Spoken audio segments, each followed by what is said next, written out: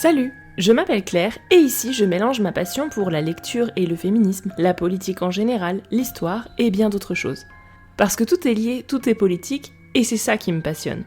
Au lieu de suivre une ligne droite toute tracée, je te propose plutôt à chaque fois de suivre un filament différent du mycélium.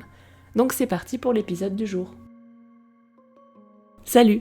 Tu as peut-être tiqué en lisant le titre, mais je te rassure, je ne suis pas en train de succomber à la mode du dev perso productiviste, même si je suis en train de plancher sur un épisode dessus. Je te propose par contre qu'on réfléchisse sérieusement à notre vision du confort. Previously dans le mycélium. À la fin de l'épisode 42, on avait dit « La novlangue, ça marche pas, tout va bien, par contre, ça veut pas dire non plus qu'il n'y a pas de problème et qu'on vit dans la plus belle des démocraties. » La contrainte ne prend juste pas nécessairement la forme totalitaire que décrit Orwell, et c'est pas juste la novlangue qui pose souci, mais le climat de désinformation, la mise au pas des médias, la paresse intellectuelle, qui permet à la droite d'imposer son vocabulaire et ses idées. Et on disait que ça, il y a un autre livre qui le dit mieux, Le meilleur des mondes d'Aldous Huxley. Parce que si le loup avait montré les dents, si le totalitarisme était aussi peu subtil que ce que décrit Orwell dans 1984, comme il pouvait l'être dans les années 1940, on aurait beaucoup plus facilement réagi. Là, le loup, il se déguise en mouton, il est super gentil en plus, le loup. Si on est sage, il nous fait plein de cadeaux. Ah non, ça c'est le Père Noël, je sais plus du coup. Et, dans la conclue de l'épisode 41, celui sur la révolution industrielle, je disais « Un argument en faveur du progrès technique que j'ai soigneusement évité d'évoquer, c'est celui de l'amélioration du confort. Et c'est vrai qu'on a des vies plus confortables. » Mais je disais aussi que j'étais moitié d'accord avec cette idée. Et donc aujourd'hui, je vais reprendre ces deux filaments que j'avais laissés en plan pour expliquer ce que je voulais dire par là. Face à l'affirmation « on n'a jamais eu autant de confort qu'aujourd'hui », et c'est forcément une bonne chose, j'ai envie de donner deux réponses un peu différentes. Déjà, oui c'est vrai, mais ce confort, on ne nous le donne pas par bonté d'âme, il y a un prix à payer, et même plusieurs. Et la deuxième réponse, ce serait « mais en fait, est-ce que c'est vraiment vrai ? Est-ce que c'est vraiment du confort en fait ?» Avant d'entrer dans l'épisode, il y a une précision importante. Cet épisode ne parle pas de toutes les réalités. Je vais parler des gens qui ont accès à ce confort, qui gagnent un minimum sans forcément être ultra riches non plus, qui sont dans les pays occidentaux, généralement blancs-blanches, parce que comme je l'ai entendu récemment dans un documentaire de Blast sur le fascisme, ce qui est perçu comme une démocratie par les blancs va déjà être une dictature pour les noirs, c'est un fait, mais c'est pas de ça dont on va parler aujourd'hui. Parce que justement, on a tendance à opposer celles et ceux qui ont accès au confort d'un côté et les autres. Et on peut le faire, je dis pas le contraire. Mais je trouve que faire seulement ça, c'est un peu se tromper de cible, et que c'est intéressant aussi de regarder les points où confort et absence de confort sont juste deux faces d'une même médaille, avec une face en métal brut et le revers capitonné. Donc j'avais envie de réfléchir là-dessus, quitte à sortir de cette zone de confort, justement.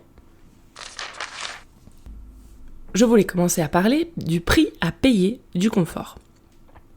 Je résiste pas à commencer un peu provoque avec un petit jeu du clivage, mais déso pas déso, le confort, c'est de droite. Ça a été mis en évidence par plusieurs études, c'est plus confortable d'être de droite. Du coup, merci, au revoir, je vais aller m'encarter chez Macron et pensez bien à garnir le Tipeee avec votre argent de droite avant de partir. Bon, sérieusement. Plus exactement, les gens de droite se déclarent plus heureux. Et déjà, je crois qu'on a une première confusion. Est-ce que le confort et le bonheur, c'est la même chose ? Vous avez 4 heures. Moi, je suis pas sûre. Mais pourquoi est-ce que c'est le cas que les gens de droite se déclarent plus heureux ? Quand on est de droite, on croit plus facilement en la méritocratie, c'est-à-dire la pensée comme quoi si tu te bouges le cul, si tu sors de ta zone de confort, tiens là voilà, tu peux t'en sortir. On rationalise plus facilement les inégalités sociales. Oui, c'est comme ça qu'on dit. En langue de droite, ça se dit « Les conservateurs voient le monde tel qu'il est et s'y adaptent ». Ouais, à cause de vous, je me suis perdue dans les commentaires d'un article du Point, et j'espère que vous êtes contente. Donc, on a un confort, un bonheur, par la perte d'empathie, la perte d'intérêt pour le monde qui nous entoure, c'est déjà un sacré prix à payer. D'ailleurs, quand on creuse un peu cette histoire, c'est intéressant parce qu'il y a des nuances à apporter. Déjà, les personnes de gauche se déclarent moins heureuses, sauf si elles s'engagent sur le terrain. Parce que comme ça, on reprend un peu de contrôle sur ce qu'on vit, ça nourrit un besoin fondamental de sentir qu'on agit sur son environnement, un besoin de sens et de cohérence. C'est une info intéressante à garder en tête pour la suite. Et dans notre phrase, le déclare être plus heureux, déclare est important. Parce qu'entre ce qu'on déclare et la réalité, il y a un gouffre.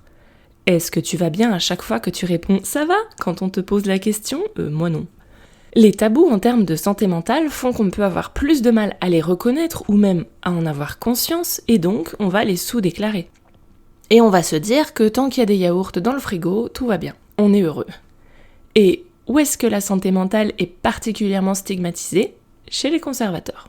Alors, certes, santé mentale et bonheur ne sont pas la même chose et on peut avoir l'un et l'autre dans certains cas, c'est vrai aussi. Mais on va y revenir sur la santé mentale dans la deuxième partie, parce que c'est important pour notre histoire de confort. Tout ça me rappelle une discussion que j'avais eue avec un conservateur qui m'expliquait que rien ne changera. Il tenait un discours évolutionniste comme quoi il n'y a pas d'autre alternative que celle-ci et c'est forcément la meilleure. Et que je devrais plutôt penser à mon confort et ma sécurité matérielle personnelle plutôt que m'engager politiquement vu que ça sert à rien. Vas-y, prends 2 secondes pour grumpfer avec moi, grumpf. Mais quand même si de quoi je me mêle, on a le même âge, arrête de te prendre pour mon daron, ça vaut le coup d'y réfléchir 2 secondes entre nous. Parce que justement, j'y ai déjà pensé à cette histoire de « est-ce que tu pisserais pas un peu trop dans des Stradivarius ? Et est-ce que ce serait pas plus simple si… » Mais en fait, j'en étais arrivée à la conclusion que non. Et quand je vois le monde qui se profile, je sais que je ne serai pas plus en sécurité, plus en confort sur le long terme si je me mets des œillères en ne pensant qu'à ma gueule. Ce confort à court terme, il est quand même précaire, donc autant se bouger tant qu'on peut pour assurer l'avenir. C'est vrai que c'est plus confortable d'être de droite, tant qu'on n'est pas soi-même rattrapé par les conséquences de ce monde de merde et les discriminations dont on se bouge soigneusement les oreilles, parce que tu peux faire comme si la vie, c'est juste une question de volonté, de mérite et d'adaptation. Le jour où tu seras, je sais pas, handicapé, vieux, ou que tu tomberas malade à cause de la pollution, tu seras bien avancé. Par contre, c'est vrai que notre conservateur représente la pensée dominante, ce qui est différent de dire qu'il a raison ou de le croire. Et c'est toujours intéressant de comprendre cette pensée dominante, sinon comment veux-tu penser autre chose ? Cette pensée dominante, c'est celle de l'homo economicus, l'homme économique, qui doit chercher son profit personnel avant tout, rechercher le meilleur gain pour le moindre coût, être rationnel, chercher son plaisir et son confort personnel. Et donc dans ce cadre, l'engagement politique progressiste n'a effectivement aucun intérêt, à moins d'être soi-même excessivement défavorisé de base. Mais j'ai déjà dit ce que je pensais de cette injonction à être plus raisonnable et rationnel dès l'épisode 1 du podcast et j'ai pas changé d'avis depuis. Un autre prix à payer du confort, c'est que de plus en plus dans nos sociétés, on paye au lieu de faire. Que ce soit gérer les déchets, entretenir les espaces communs, faire des animations ou même faire la police d'ailleurs. Ce qui est à première vue confortable, c'est vrai, mais la conséquence, c'est aussi une perte de communauté et de sens civique. On a aussi une déresponsabilisation. Si c'est jamais toi qui nettoies, tu as tendance à moins prendre soin de ton environnement. C'est le cliché des touristes qui sont plus crades en vacances que chez eux. Dans la même veine, le confort du foyer, qui est de plus en plus élevé, va supplanter l'attrait de l'extérieur. Donc ça veut dire qu'on a moins envie de sortir de chez soi, mais moi la première. Et donc, ça va supplanter les loisirs collectifs, la communauté en général. C'est vraiment confortable, on peut tout faire de chez soi maintenant, il y a une appli pour tout, enfin, si t'habites en ville. Mais ce confort intéressant à première vue, il nous isole, il nous coupe les unes des autres, ce qui rend méfiante, on a aussi une montée de l'indifférence. D'autres vont parler d'une épidémie de solitude, c'est plus compliqué de se faire des amis. Ce transfert vers le foyer, il est entre autres dû à la télévision qui a remplacé les veillées, et c'est encore plus vrai aujourd'hui avec la multiplication des écrans et des plateformes, parce qu'on n'a même plus une seule télé dans le salon et point barre, chacun dans son coin. Derrière ce confort, on a donc aussi une société atomisée, anesthésiée par les divertissements, on va y revenir, et comme le dit l'expression, on divise pour mieux régner. C'est encore un prix à payer. C'est là qu'on arrive à parler du livre « Le meilleur des mondes ». Parce que justement, ce livre, il nous propose un univers merveilleux où tout est fait pour que les gens soient heureux tout le temps, ne manquent de rien, etc. Dès que t'as un petit coup de mou, tu peux prendre une pilule, le soma, et ça repart. Tout le monde il est beau, tout le monde il est content. Alors, c'est une démonstration par l'absurde, parce que le meilleur des mondes, on le voit assez vite, dépeint une tyrannie. Ce confort, c'est un outil de contrôle social. Une tyrannie douce. Il faut arrêter de prendre 1984 comme la référence dystopique, parce qu'on l'a dépassé depuis longtemps. Le contrôle social est beaucoup plus insidieux que ça, même si c'est vrai, en fonction du groupe social, du niveau de privilège, ça va pas se présenter pareil, on est bien d'accord. Mais pour les groupes plus privilégiés, le contrôle social est toujours là, plus insidieux. La violence, elle ne va pas être physique ou directe, donc ça a l'air plus confortable. Mais attends de voir ce qui arrive si tu déroges. C'est confortable tant qu'on ne sort pas du rang. Ce qui ne veut pas dire que la violence a disparu, elle a juste muté. Si tu veux vraiment approfondir le sujet, je vais te mettre en description une vidéo qui s'intitule « L'addiction au divertissement, la cause du déclin intellectuel et culturel » qui compare justement 1984 et le meilleur des mondes. Je vais citer un extrait. « Alors qu'Orwell craint une société contrôlée par la privation de l'information, Huxley, lui, redoute une société où l'excès de divertissement et d'informations insignifiantes mène à la passivité et à l'égoïsme. » Donc, dans 1984, on contrôle les gens par la douleur, mais dans le meilleur des mondes, on les contrôle par des pseudo-plaisirs. Ça reste du contrôle. Alors, comment ça marche dans le détail, ce contrôle par le confort ? Le contrôle violent, la douleur, sont remplacés par des substances et des distractions. Dans le livre, ils ont donc le soma, qui est un genre de Prozac, quoi. Nous, on a l'alcool, les drogues et plein de médicaments. Et il y a aussi un flux constant de divertissement validé par l'État. La petite différence avec notre monde à nous, c'est qu'on a des États affaiblis, et donc on est plutôt dirigé par des entreprises privées, ce sont elles qui décident de ce flux de distraction, mais le résultat est pas bien différent à la fin. Et cette multiplication des distractions, des contenus légers, des divertissements sans trop de fond, ça permet une gratification instantanée. À quoi bon aller questionner l'ordre établi, chercher une gratification retardée, une quête de sens ? Comme on l'entend souvent, pourquoi tu lis le livre alors qu'ils ont fait un film ? Quelle drôle d'idée, c'est plus simple de regarder le film. Rechercher des gratifications retardées, la quête de sens, les réflexions, machin, c'est beaucoup plus long, plus compliqué, et le résultat est incertain. Rappelons au passage que le sens de distraction, c'est pas faire plaisir ou amuser, c'est détourner de. Alors, de quoi on te détourne avec toutes ces distractions ? Le contrôle par le confort passe donc par le renforcement positif. Oui, je suis toujours en train de parler du meilleur des mondes et pas de notre journée type, mais tu vois qu'on confond vite.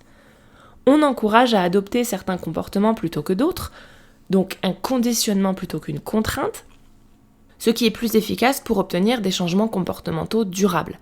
Parce que la punition, contrairement au conditionnement, elle n'efface pas le comportement qu'on veut empêcher. Celui-ci va réapparaître dès que la punition disparaît, parce que la punition n'efface pas la motivation profonde.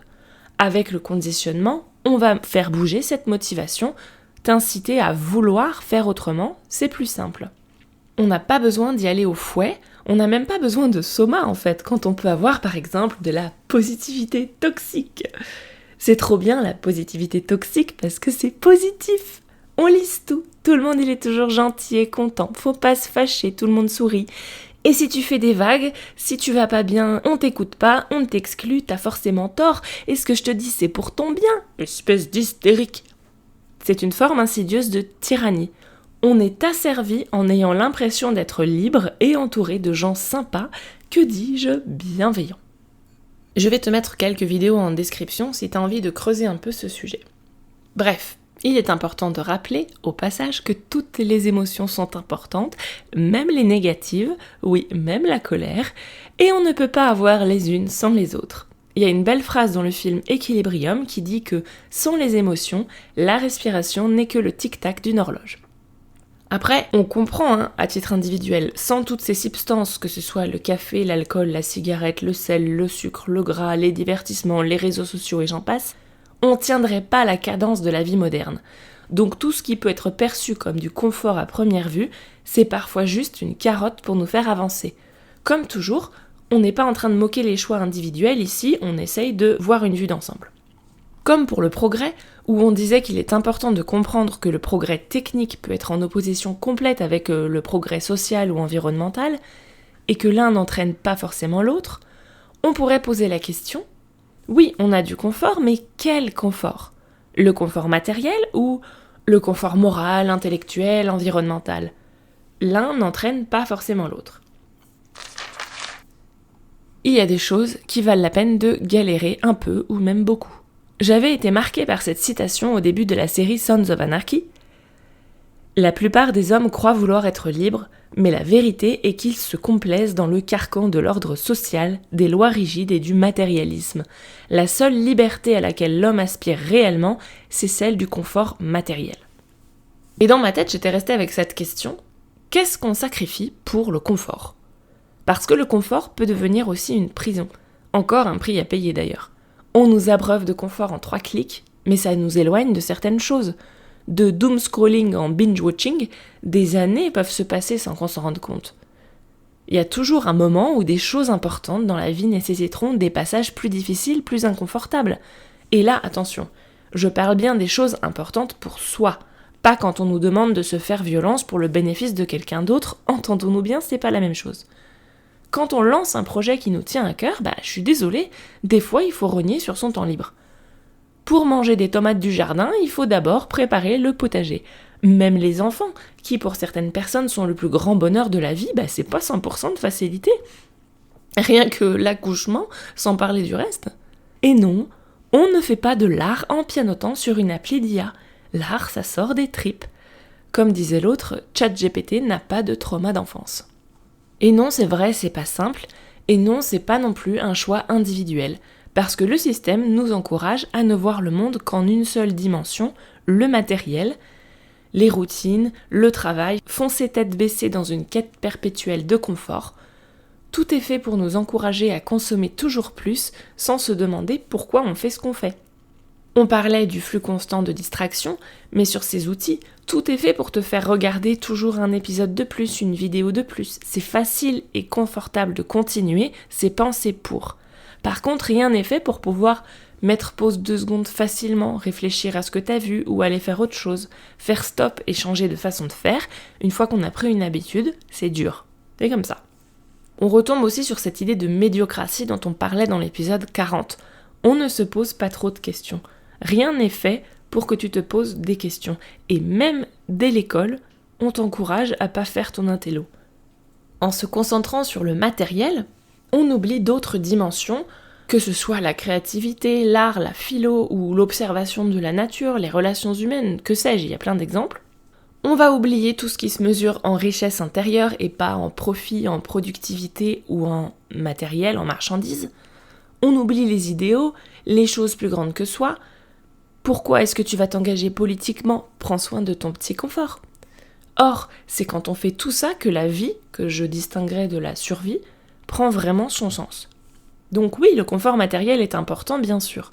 Mais ça peut pas s'arrêter là, parce que sinon, ça fait quand même vachement cher payé. Et donc maintenant qu'on a parlé de ces prix à payer du confort, je voudrais poser la question, est-ce qu'on a vraiment tant de confort que ça finalement ? On a de l'abondance, ça c'est vrai. Mais déjà, une abondance bas de gamme. On n'a jamais eu autant de films, de séries, de livres et compagnie, mais la qualité ne suit pas. On a surtout une abondance de merde, parce qu'en plus, maintenant, on consomme des contenus. On n'apprécie plus des œuvres d'art ou des créations. Et comme tout le monde, j'apprécie un bon nanar de temps en temps, mais c'est la généralisation qui pose problème. On a beaucoup d'abondance, et on a aussi beaucoup d'inconfort. Comme une dame âgée de ma connaissance l'avait si bien exprimé, peut-être que nos anciens n'avaient pas tout ce confort, mais ils ne connaissaient pas non plus le stress. C'est là qu'on doit se reparler de santé mentale. Parce que là, niveau confort, les calculs, ils sont pas bons. L'explosion des troubles mentaux qu'on observe aujourd'hui, elle est corrélée en partie à l'arrivée du libéralisme, donc dans les années 1980, la destruction des filets de sécurité sociale, en voilà un vrai confort authentique, l'arrivée de l'individualisme institutionnalisé partout. J'ai dit en partie corrélé, oui, il y a plusieurs causes, non, on n'a pas le temps d'en parler aujourd'hui. Mais pour toutes ces raisons, ça fait qu'il n'y a aucun sens de comparer la vie qu'on mène aujourd'hui à celle qu'on menait il y a 60 ans. La hausse du confort physique, matériel, etc. s'est faite aux dépens du confort mental du plus grand nombre. Sans parler de la division internationale du travail, des délocalisations qui font que le gain de confort des uns vont entraîner une dégradation de celui des autres. La dérégulation, donc le fait de faire sauter toutes ces lois qui enquiquinent ces pauvres petites entreprises qui demandent rien qu'à créer de l'emploi, mais ça fait aussi que le boulot devient de plus en plus dur, alors pas physiquement, pas forcément, mais psychologiquement, à mesure que les grosses entreprises capitalistes se décomplexent complètement et en demandent toujours plus pour moins, toujours plus de contrôle, d'injonction à la productivité, alors que ça n'a plus aucun sens, on a déjà assez, le problème c'est la répartition. D'un côté, les entreprises adorent le confort de la prédictibilité, qui passe par la standardisation des employés, on l'avait expliqué dans l'épisode 41, mais elles veulent aussi plus de flexibilité, donc des gens facilement interchangeables, pas de contrat fixe, etc. Et ça génère du stress, de l'incertitude, etc. pour les employés. Typiquement avec l'économie de plateforme, c'est super confortable pour les entreprises et les clients, enfin, à première vue, on va y revenir, mais toi, si tu bosses là-dedans, t'es qu'un Kleenex. Et même si ça se dégrade d'année en année, quand t'es coincé là-dedans, t'y peux pas grand-chose. Pour maintenir notre niveau de confort matériel, sans parler de l'augmenter, on doit en faire de plus en plus. Le prix du confort est en train de réaugmenter. C'est important de rappeler tout ça, parce que sinon les mêmes qui pensent qu'ils savent voir le monde tel qu'il est et s'y adapter, comme on le disait tout à l'heure, vont nous dire que c'est parce que les jeunes de nos jours sont plus fragiles, alors que de mon temps, on faisait pas tant d'histoires, nanana. Non, Jean-Michel. De ton temps, les conditions de travail étaient différentes, point. Si on te foutait au turbin en bas de l'échelle aujourd'hui, tu ramerais comme les autres, voire moins bien, parce qu'en prime, tu culpabiliserais de pas y arriver. Donc, on nous demande toujours plus, on culpabilise le repos, l'oisiveté, s'arrêter est une perte de temps, c'est très mal vu, et je plaide coupable votre honneur. Et comme de par hasard, on nous dit qu'on a une épidémie de burn-out. Je me demande s'il y a un rapport. Donc de quel confort exactement on parle si c'est mal vu de faire une sieste? Je parle pas de bouffer du caviar tous les jours, juste une sieste. Et la pression, elle n'existe pas qu'au boulot. Pendant les loisirs aussi, on a de plus en plus de choix. Les voyages, les hobbies, les films et séries et j'en passe. Une abondance qui peut être prise pour du confort à première vue, mais est en fait une source de fatigue mentale. Et en plus, ce temps libre, il faut le rentabiliser, t'as vraiment aucune excuse vu tout ce qu'il y a à faire. L'expression « profite bien de tes vacances ou de ta soirée », même si ça part d'une bonne intention, ça montre bien « profite », c'est une expression financière. Et pour rentabiliser, il faut si possible consommer de plus en plus, alors qu'on a de moins en moins de ressources. Ça tombe bien, la confusion et l'abondance de faux choix contradictoires en apparence, c'est une technique marketing. Choisir de ne pas partir en vacances, de ne pas profiter de chaque instant de repos pour faire quelque chose, mais se reposer vraiment en coupant les surstimulations permanentes, en ne faisant rien. Alors, je parle évidemment pas des gens qui n'ont pas le choix de pas partir, C'est quand on a le choix de pas le faire. Mais c'est très mal vu de pas le faire. Quoi que tu fasses, c'est bien de le monétiser, de le valoriser sur son CV. Ce qui fait qu'on s'auto-exploite, on n'attend même plus que quelqu'un le fasse pour nous. C'est là qu'on retrouve l'injonction permanente à sortir de sa zone de confort, qui dans ce cas-là devient vite toxique et malsaine quand elle est systématique et imposée de l'extérieur. Parce que non seulement on te baigne dans le confort comme un blanc de poulet dans sa marinade, mais en plus on te le reproche. Cette auto-exploitation, elle est essentielle pour avoir de la validation sociale, une reconnaissance sociale. On n'en fait jamais assez, et pas qu'au boulot.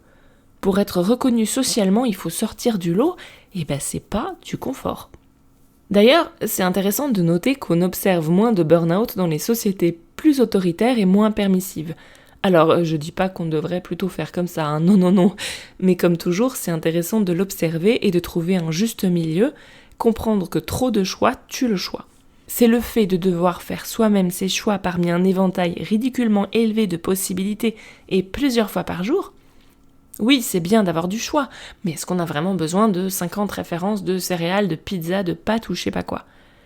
Et on doit faire ses choix sans les ressources nécessaires, à commencer par les ressources mentales. Et si t'échoues dans ton choix, tu peux t'en prendre qu'à toi-même. On a une surstimulation permanente entre les applis, le binge-watching, les notifications. Le moindre moment de vide, c'est de la paresse. Et c'est bien connu, la paresse, c'est pas bien. Cette surstimulation, elle nous épuise et elle nous empêche dans notre quête de sens. On va y revenir.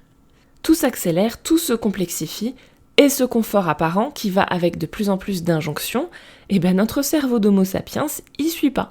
C'est pas confortable. Et même sans aller jusqu'à comparer avec nos arrière-arrière-grands-parents, rien qu'il y a 15 ans, c'était pas comme ça. Est-ce qu'on a vraiment plus de confort qu'il y a 15 ans ? En apparence peut-être, mais bon. Se faire livrer un repas tout prêt, c'est peut-être du confort, et encore ça se discute. Mais est-ce que se faire livrer un repas tout prêt à 21h parce que tu viens de rentrer du taf, t'es crevé, t'as pas eu le temps de faire les courses, c'est toujours du confort. Et est-ce que c'est du confort pour la personne qui doit te livrer ? Non. Sous couvert de pratique et de confort, les technologies sont aussi là pour nous contrôler. Les montres, c'est pratique ou c'est une pression ?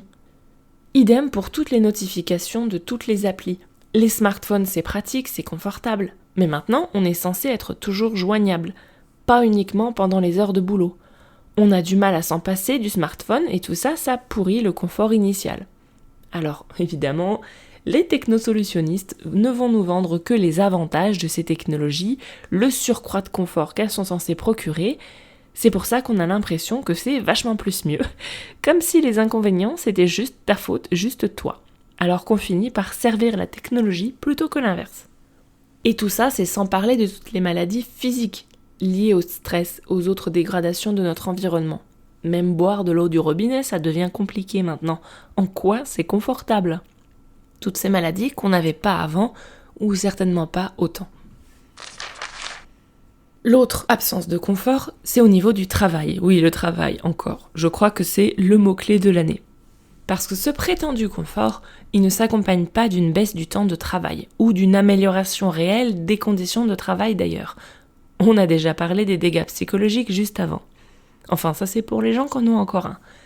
Bosser un jour de moins par semaine ou deux, sans baisse du niveau de vie, moi je trouverais ça vachement plus confortable que bosser 6 jours par semaine en commandant des trucs à emporter parce que j'ai plus le temps de décoller le cul de ma chaise.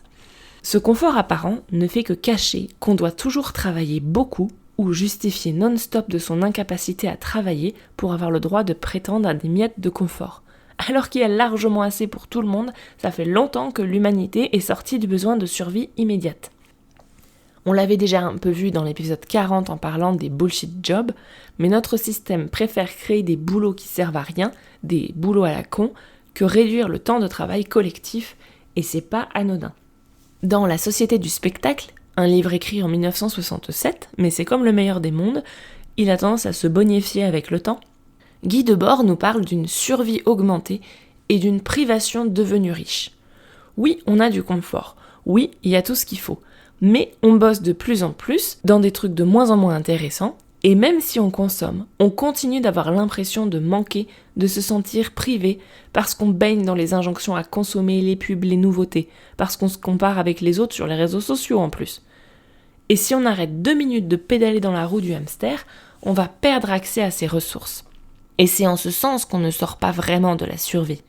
Debord parle aussi de temps de travail social, qui est différent du temps de travail productif, on va dire utile. Celui qui a forcément baissé avec les gains de productivité. Ce qui compte, c'est le temps qu'on passe au travail, pas vraiment ce qu'on y fait. Tant qu'on n'a pas le contrôle de son travail, et on ne l'a pas actuellement, le groupe qui le contrôle, qu'on l'appelle bourgeoisie ou bureaucratie selon les régimes, nous revend notre survie au compte-gouttes. Et ça, c'est pas du confort. Debord parle aussi de la fétichisation des marchandises. On retrouve cette idée de priorité accordée au purement matériel de tout à l'heure. Il nous parle de cette importance qu'on accorde à la quantité des marchandises et qui fait qu'on renonce à la qualité. On pourrait parfaitement imaginer un confort collectif différent, moins abondant peut-être, mais plus confortable. Par exemple, en travaillant moins, en ayant un environnement moins dégradé, une meilleure santé mentale, des choses de meilleure qualité, et tu peux rajouter tes idées à la liste. On a un bel exemple de ce paradoxe avec Internet. Internet, ça peut être vraiment génial, c'est un trésor de savoir incroyable. On peut lier connaissances avec des gens qui partagent nos centres d'intérêt dans le monde entier. On peut apprendre à peu près tout et n'importe quoi, le tout tranquillement dans le confort de chez soi. Pour moi, premier degré, c'est la meilleure invention du monde. Mais Internet, c'est aussi d'autres phénomènes bien moins reluisants, absolument pas confortables et qui, parce que tout a été conçu comme ça en amont, prennent beaucoup plus de place que les bénéfices que je viens de citer. Je vais dédier cette partie aux allergiques aux anglicismes. Nous allons parler d'enshittification et de brain rot. L'enshittification, ou merdification, est un concept formulé par Cory Doctorow qui désigne la dégradation de la qualité qui affecte progressivement les plateformes et même tous les services en ligne. Au début, elles sont obligées de faire de la qualité pour s'imposer. Mais une fois qu'elles sont entrées dans les mœurs, une fois qu'on est coincé parce qu'on a perdu l'habitude de s'en passer ou que l'alternative initiale a été détruite, elles n'ont plus besoin de répondre aux besoins des utilisateurs. La qualité, ça coûte cher, c'est pas rentable et c'est difficile. Et elles vont se mettre à servir leurs vrais clients, à qui elles refourguent les données, les espaces de pub et compagnie, ce qui est bien plus rentable que ton abonnement à 6€. Ça marche pour les plateformes comme Facebook, Amazon ou Netflix, mais aussi pour les moteurs de recherche par exemple. Si tu veux approfondir, je vais te mettre une vidéo en anglais de la chaîne Some More News qui justement étudie en détail ce qu'ils appellent le coût élevé de la praticité. Que ce soit les applis de livraison de repas, de réservation d'hôtels, Airbnb, Uber et compagnie, qui vont poser tout un tas de nouveaux problèmes et dont le confort apparent, celui qu'on nous vend en permanence, a beaucoup de conséquences. La destruction du droit du travail, la destruction du tissu social, le tout sans vraiment de baisse des prix, et même des fois une hausse des prix, des frais cachés.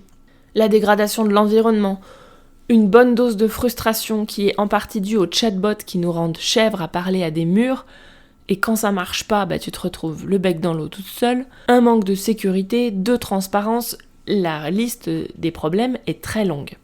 Là encore, on voit qu'on a les bases d'un système qui peut être vraiment pratique en temps de crise, par exemple quand il y a eu le Covid, ou pour les personnes qui ont des problèmes de mobilité, les personnes isolées en milieu rural. Donc ça montre bien qu'il y a quelque chose à garder, surtout pour les gens qui ont un vrai besoin, et pas juste une histoire de confort ou de flemme.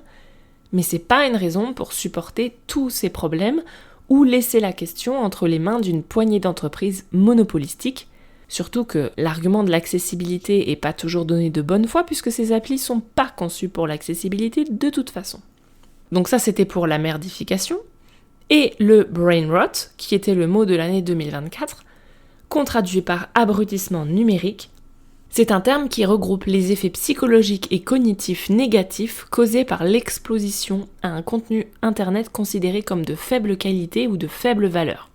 Donc là on parle surtout des contenus numériques de courte durée, les effets de mode, etc., qui réduisent la capacité d'attention, favorisent le brouillard mental, nous font perdre en esprit critique, etc. L'IA générative, les réseaux sociaux, l'injonction au format court, tout ça, ce sont des gros facteurs qui accentuent ce phénomène. Donc maintenant qu'on a vu les faces sombres du confort, j'avais envie de réfléchir un peu à la question du bonheur et du sens de la vie. Ouais, je sais, je choisis des sujets fastoches. Quand je dis que c'est pas du confort tout ça, ce que je veux dire aussi par là, c'est que c'est pas quelque chose qu'on a pour soi. C'est quelque chose qu'on nous donne déjà, donc on peut nous le reprendre, mais surtout, c'est quelque chose qu'on nous donne pour nous anesthésier et donc pour éviter les révoltes. Parce que tu te révoltes moins quand t'as quelque chose à perdre. C'est d'autant plus efficace que ce confort abrutissant, il n'est pas isolé, il est conjugué avec de la peur et du stress permanent, ce qui au final nous empêche de réfléchir. La bêtise irréfléchie, la passivité, c'est parfois plus dangereux que la malveillance active. Parce que c'est jamais juste un mot, un concept, c'est une histoire de contexte, et tout ça mis ensemble décourage la réflexion, la pensée critique, sans parler de la rébellion. Maintenant qu'on a dit ça, on fait quoi ? On l'a dit au début, je pense qu'on a aussi une confusion entre bonheur et confort. Le confort, c'est pas le bonheur. Alors, oui, certes, ça peut y contribuer, attention, j'ai déjà dit ce que je pensais de l'adage « l'argent fait pas le bonheur ». Oui, le confort est important, jusqu'à un certain point. Mais le bonheur ne se limite pas au confort. Le bonheur, il peut se trouver dans l'accomplissement, l'effort, le travail conscient et choisi, pas le travail inutile et subi comme c'est de plus en plus le cas de nos jours. Et le bonheur peut se trouver dans la quête de sens. C'est quelque chose qu'a démontré le psychiatre Viktor Frankl. Le sens, petit ou grand, peu importe, qu'on donne à sa vie, c'est ça qui motive les gens, et pas la quête de plaisir ou de pouvoir. Oui, on a besoin de confort, mais pas au point de s'abrutir, de s'endormir. C'est comme souvent une question de nuance, de juste milieu, mais aussi de choix conscient. Est-ce que je choisis de passer une soirée à regarder une série ou est-ce que c'est un réflexe ? Encore faut-il arriver à faire ses choix. On l'a vu, tout est fait pour nous embrouiller et donc nous pousser à consommer passivement. C'est pas juste une personne le problème. En plus, tu peux boycotter individuellement ces services qui s'emmerdifient si tu veux, mais ça les empêchera pas de détruire le tissu social, l'économie locale et l'environnement tant qu'ils continuent à exister. C'est aussi pour ça que c'est pas uniquement un problème individuel. Je l'ai déjà dit plusieurs fois, mais le contraire du plaisir, c'est pas le travail, c'est le malheur. Et le travail, il peut se situer n'importe où sur ce spectre plaisir-malheur. Et une dernière information intéressante, c'est que les pays qui sont en haut des classements des pays les plus heureux, ce sont aussi ceux qui consomment le plus d'antidépresseurs. Donc le meilleur des mondes a encore de beaux jours devant lui. C'est pour ça que je pense qu'il est important de recentrer son attention sur cette histoire de quête de sens, peu importe ce qu'on met derrière, parce que c'est un besoin humain fondamental. Et donc ça implique de ne pas trop se faire aveugler par les sirènes du confort. Et quand on suit cette quête de sens, on peut aussi accepter de l'inconfort, ça fait partie du package, on l'a vu. Bien sûr, et c'est là que mon bémol du début d'épisode prend tout son sens, c'est quand on n'est pas en permanence dans la survie, et c'est sans tomber dans la violence des injonctions perpétuelles à sortir de sa zone de confort, alors que déjà quand on est supposément dedans, on ne se sent pas hyper bien. C'est pas de ça que je parle non plus. Juste milieu, toujours. Parce que pour finir sur le burn-out, c'est pas juste une histoire de fatigue physique. Et non, il suffit pas de faire une bonne sieste pour que ça aille mieux. C'est aussi un signe de manque d'autonomie, de justice, de sens, de reconnaissance, etc. C'est cette sensation d'être écrasé par une machine implacable qui nous dépasse. Mais souvent aussi une machine confuse, diffuse, avec un manque de structure claire, ce qui fait qu'on ne sait pas trop vers qui se retourner quand ça va pas bien. C'est pas qu'une question d'heures, de volume de travail, même si ça peut y contribuer, c'est pas un manque de confort de la chaise de bureau ou du thermostat ou je sais pas quoi. Et donc un remède au burn-out, ça peut être la quête de sens ailleurs, si on peut pas changer ses conditions professionnelles, et notamment dans la recherche d'un conflit positif. Petit tacle à la positivité toxique, le conflit aussi peut avoir des vertus, tout est question de mesure comme d'habitude. Et donc ce conflit positif, on peut le trouver notamment en s'engageant, en militant, quand on peut pas directement changer son boulot. On retombe sur notre idée du début, pour être de gauche et bien dans sa tête, il faut s'engager pour nourrir ce besoin de sens. Alors pour conclure, j'espère que tu l'auras compris, l'idée n'est vraiment pas de dire « renonçons à tout confort, vive la vie spartiate à poil dans la forêt ». Enfin, tu fais bien ce que tu veux. Hein. Je suis pas non plus en train de nier qu'on a plus de confort qu'avant et que ça a aussi des bons côtés, c'est certain. Mais il faut voir que c'est pas forcément un cadeau, toujours. Non, le but de ce raisonnement, c'est de réfléchir à un confort conscient, choisi, en connaissance de cause. Et de chercher à voir à l'inverse, quand est-ce qu'il est temps d'y renoncer, au moins temporairement, pour mettre du sens dans sa vie, pour grandir, évoluer, apprendre des trucs, peu importe. Après, j'ai pas dit que c'était simple, mais de Burnout et moi, on est bien placés pour savoir que c'est un équilibre dur à trouver entre trop s'écouter et pas assez s'écouter. Et le but n'est pas non plus de souffrir pour rien. Pour finir sur un dernier parallèle entre 1984 et Le meilleur des mondes avant de les laisser derrière nous, ce sont deux dystopies qui ont l'air très différentes, mais en fait finalement ça revient un peu au même. Et pour montrer ce que je veux dire, on pourrait prendre l'exemple de la sexualité. Dans le premier livre, on réprime complètement la sexualité qui est purement reproductive, sans affection ni rien. Et dans l'autre, on l'encourage de manière extrêmement libérale, jamais reproductive, et même chez les jeunes d'ailleurs, ce qui est un tout autre problème. Donc ça fait que ça a l'air radicalement opposé, mais en fait dans les deux cas, le point commun, c'est l'absence d'attachement, d'émotion et d'intention dans la relation, ici sexuelle.